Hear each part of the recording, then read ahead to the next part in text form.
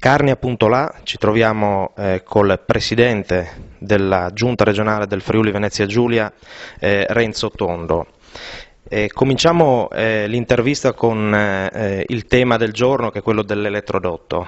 La Regione tutela le Alpi Carniche come zona di protezione speciale, ma al contempo, attraverso il progetto dell'elettrodotto, ne consentirebbe, se non sollecita, l'attraversamento con l'elettrodotto stesso. C'è dello strabismo in questa posizione? Intanto non mi pare che il tema dell'elettrodotto sia il tema centrale in Carnia, che è quello dello sviluppo, dell'occupazione, delle possibilità di dare sostanzialmente un'ipotesi di sviluppo e di crescita alla nostra comunità. Sul tema dell'elettrodotto non c'è strabismo, il tema è molto semplice. Noi siamo disponibili, e parlo come Regione, a vincolare anche in parte il nostro territorio, purché la ricaduta sia sul territorio. Questa è la trattativa che è ancora in corso. La ricaduta deve essere sul territorio. Se la ricaduta sul territorio significa dare sviluppo alle nostre aziende, ovviamente non solo della Carnia ma del Friuli, della pianura, noi faremo questa scelta, però questo è fondamentale. Tengo anche presente che su questa partita c'è stata parecchia strumentalizzazione, perché molti comuni hanno comunque aderito e perché ci sono dei pezzi di percorso della Carnia che otterranno un miglioramento, perché verranno tolti i piloni, messi altri, ma ci sarà una riduzione. Certo, si tratta comunque di una scelta difficile, che però, ripeto, per dare il senso, viene fatta solo in quanto la ricaduta economica potrà poi essere sul nostro territorio. Siamo a Tolmezzo, il sindaco di Tolmezzo nel recente Consiglio Comunale ha affermato che l'elettrodotto potrebbe addirittura non farsi né aereo né interrato, perché qui non siamo come a Tarvisio dove comanda Massarutto. Di fronte a questa posizione è d'accordo? Effettivamente può scemare l'ipotesi dell'elettrodotto? Non credo che il tema sia se comanda Massarutto, in questo caso la Burgo, piuttosto che Pittinio Fantoni. Il tema è molto semplice e fa riferimento a ciò che ho detto prima. Questa cosa si fa se è una ricaduta sulla comunità.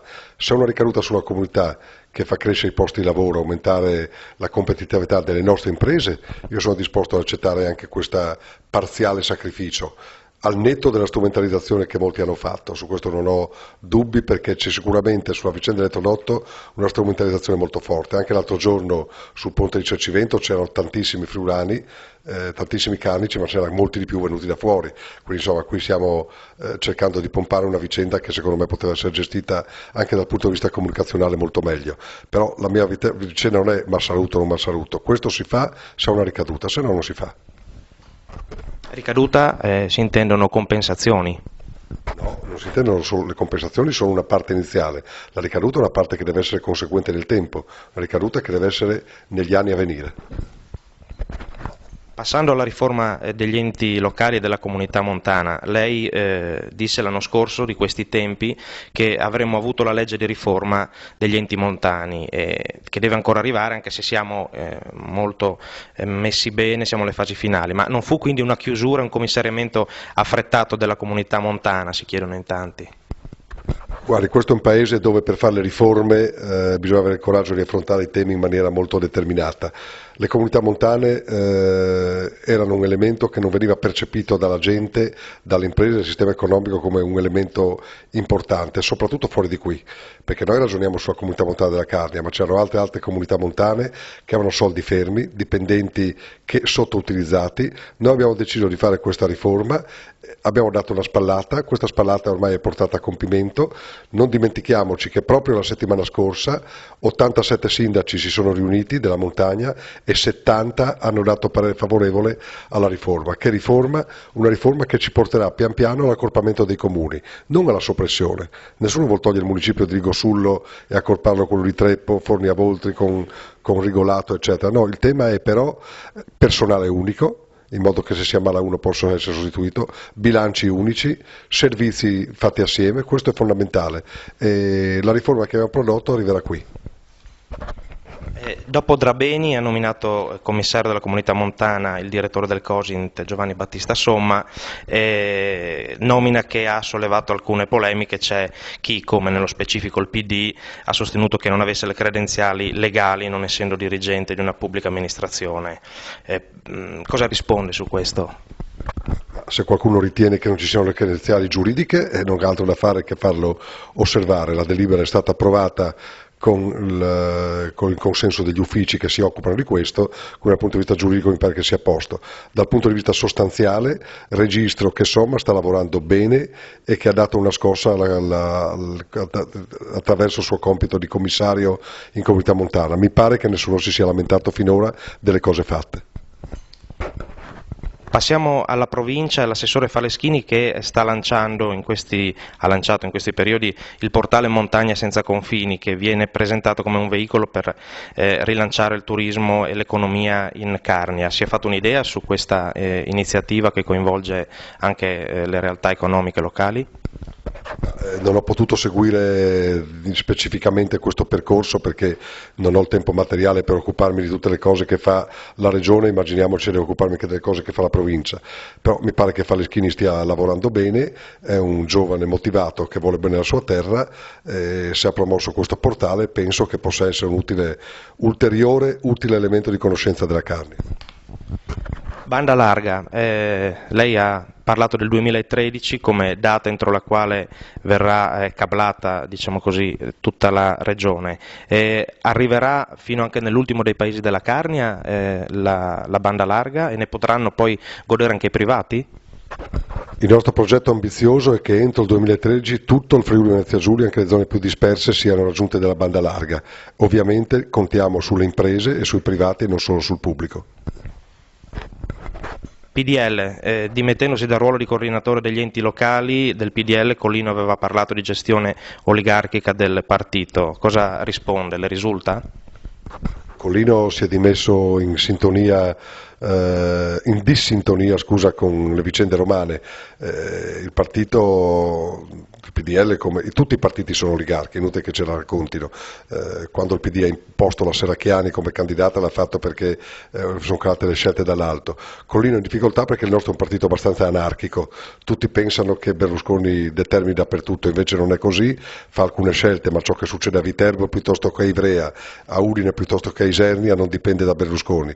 Questo partito è un po' anarchico, evidentemente è difficile che venga governato dal centro di Roma e questo ha indotto in difficoltà Giovanni Collino che ha fatto questa scelta, ma è una scelta personale su quale mi auspico che Collino possa tornare indietro perché è un bene prezioso per il PDL regionale. Stagione sciistica, gestire i poli sciistici costa, genera buchi, come l'ultimo di Promotour che la Regione ha ripianato perché ne vede una possibile ricaduta anche documentata da studi sulla economia locale. In vista dell'ingresso possibile di Sappada poi in Friuli Venezia Giulia, è auspicabile farla rientrare all'interno di Promotour o è prematuro parlarne? Credo che sia assolutamente prematuro parlarne perché ricordo che il passaggio di alcuni comuni dalle Marche all'Emilia Romagna è durato più di 15 anni dal punto di vista del percorso. Sappada tra l'altro non abbiamo neanche la disponibilità del Veneto, quindi stiamo parlando di una cosa che se sarà nel tempo. Per quanto riguarda Promotour, come tutte le aziende che promuovono turismo in montagna e gestiscono impianti da sci non possono essere in attivo, perché se dovessero essere in attivo devono far pagare i biglietti ai nostri cittadini e ai nostri sciatori 3-4 volte quello che costano, per cui non c'è dubbio che ci debba essere una compartecipazione pubblica. Aggiungo poi che comunque è evidente si può fare meglio, Promotour può essere gestita meglio e vogliamo che sia gestita meglio. Riforma sanitaria, l'ospedale di Tolmezzo si parla che rischi di perdere farmacia e analisi e la nuova modalità di riparto del fondo sociale penalizzerebbe la Carnia. Inoltre le linee di gestione 2011 dicono che faremo parte dell'area vasta udinese, quindi perdendo specificità montana. Chi tutelerà in quella sede la peculiarità montana che viene servita dal nostro ospedale? È completamente sbagliato parlare di peculiarità montana, siamo fuori canone secondo me, la sanità è una ed è una per tutti, le cure che ti devono liberare i nostri cittadini non sono diverse da quelle che diamo a Tolmezzo, da quelle che dobbiamo dare a Udine o a Trieste. Ricordo che alcuni anni fa si fece una protesta perché i laboratori sarebbero stati accorpati. Laboratorio significa che il cittadino andava comunque all'ospedale di Tolmezzo, prelevava il suo sangue o le sue analisi, le portavano a Gemona Udine e il giorno dopo le aveva qui. Noi ce lo stiamo tagliando, noi stiamo facendo un ricorso diverso, in una sanità che sta cambiando, dove i cittadini vivono di più. dove l'età media dei cittadini è sempre più elevata, la richiesta di salute è sempre più elevata perché chi vive di più ha bisogno di maggiore assistenza, stiamo utilizzando i servizi. Se oggi noi facessimo per esempio l'accorpamento di analisi con altre parti del territorio e questo ci consentisse di liberare risorse per abbattere le liste d'attesa, credo che sia positivo. Quindi non c'è nessuna volontà di toccare la peculiarità montana della nostra sanità, l'ospedale di Tolmezzo è un ospedale che funziona e funziona bene, continuerà a funzionare bene, però vogliamo dare un livello di sanità uguale a tutti i cittadini della nostra regione. Risorse economiche, lei anche per rispondere alla campagna del PD di critica nei suoi confronti ha detto che si è dovuto trovare a fare i conti con meno soldi da poter utilizzare per la finanziaria.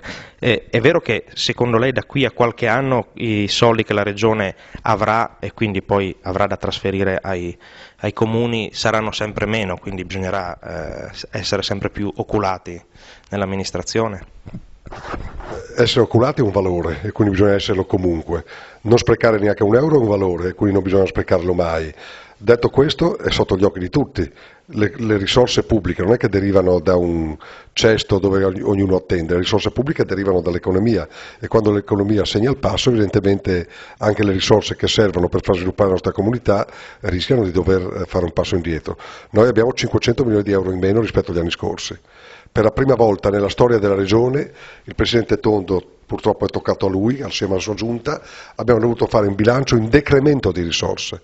Prima si facevano sempre il bilancio in aumento di risorse e quindi il tema è molto semplice, quello di non sprecare e ottimizzare i servizi. Certo, arriverà il momento in cui il sistema pubblico dovrà decidere cosa fare, non può continuare a fare tutto, non può fare strade, scuole, chiese, fognature, salute, istruzione, teatri, sport, eccetera. Dovremo fare alcune priorità. Prima o poi questo tema verrà. Io ho cercato di portarlo avanti, tant'è che in questi anni abbiamo ridotto il debito e a mio avviso le cose stanno andando bene perché per la prima volta nella storia della regione abbiamo comunque cominciato a fare grandi opere pubbliche.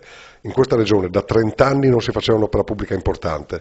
Oggi il cantiere che va da Villesse a Gorizia è un gigantesco cantiere, la prossima settimana metteremo la prima pietra del quarto d'Altino San Donà e non dimentichiamoci che su questi grossi cantieri stanno lavorando anche importanti imprese della Carnia, quindi la ricaduta anche sui nostri cittadini. Quando non ci sono soldi, parlo delle amministrazioni comunali, capita che si vada a cercarli altrove, alludo alla pratica delle leggi Mancia, se ne è parlato qui a Tolmezzo per lo skateboard, si è fatto un gran parlare dei 400.000 euro a Forni di Sotto, con un collegamento neanche tanto velato tra l'Enna, il padre e figlio, il sindaco. Ecco, cosa pensa di questo? Che la legge Mancia sia una buona cosa oppure è effettivamente una scappatoia per riuscire a portare avanti dei progetti a livello comunale in carenza di fondi regionali? Lei mi sta facendo un'intervista tutto in termini negativi e non ha mai fatto una domanda su cosa la Regione abbia fatto di positivo in questi anni e questo mi dispiace. Comunque questo è il dato, cioè da sempre ogni anno sia sulle finanziarie regionali che sulle finanziarie statali c'è comunque l'individuazione di progetti particolari. Possono piacere o non piacere, ma comunque vanno sempre alla risoluzione dei problemi generali, non sono soldi sprecati. Quando si fa un intervento pubblico, anche quando i consiglieri regionali fanno il cosiddetto bonus, che sono la disponibilità per ogni consigliere di individuare un territorio, mica lo fanno per se stessi, uno finanzia una chiesa, uno finanzia un campo sportivo, uno finanzia il campo di bocce, uno finanzia una proloco, sono tutte la raccolta di esigenze che il territorio ha. Mi pare paradossale che per quanto non sia eticamente o esteticamente la cosa migliore, mi pare paradossale che poi a risposte singole però opportune che nascono sul territorio, che vengono date poi continuità appunto con piccoli interventi di carattere regionale, ci deve essere un atteggiamento negativo. Io so per esperienza che tutti questi interventi, da piccoli e grandi che sono stati interventi assolutamente significativi che comunque avevano bisogno di una risposta. Quando un consigliere regionale fa mettere il suo cosiddetto bonus sul tetto di una latteria, fa un'opera pubblica, non fa un intervento clientelare, significa che quella comunità aveva posto un problema. Certo, se poi il consigliere regionale è delle Valli di Natisone e fa mettere i soldi a Pulfero e non è di Cercivento o di Sutrio o di Ravastretto, è chiaro che questi sono comunque elementi di democrazia, perché il territorio viene tutelato da chi viene eletto.